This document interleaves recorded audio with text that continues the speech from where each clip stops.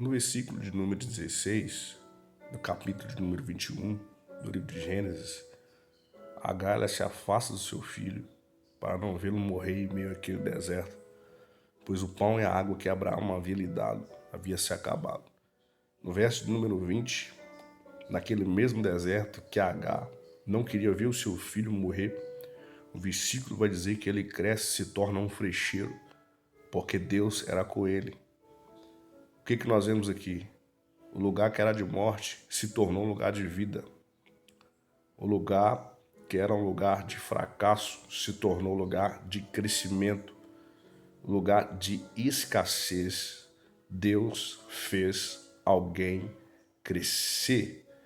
O lugar que alguém estava morrendo, Deus o fez viver. O versículo de número 20 diz que ele cresceu porque Deus era com ele. Ei, você que está ouvindo essa mensagem aqui, Deus é com você. Deus é com a sua família. Não importa qual é a situação de deserto que você está enfrentando, algumas pessoas se apartaram de você porque não querem ver o teu sofrimento. Ao invés de estenderem a mão, elas ficaram com dó e se afastaram porque não queriam ver você definhando nessa situação. Mas Deus é o único que não te abandona neste momento. E Ele manda te dizer por meio desta mensagem aqui, que neste lugar, neste deserto, essa situação que você está enfrentando, que muitos olham e dizem está defiando, que muitos olham e dizem está morrendo, que muitos olham e dizem não tem jeito, Deus está dizendo é nesse deserto aí que tu vai crescer. Deus está dizendo é nesse deserto aí que eu sou contigo. Deus está dizendo é nesse deserto aí que tu vais prosperar. É neste mesmo deserto que Deus vai te fazer frutificar, que Deus vai te fazer grande.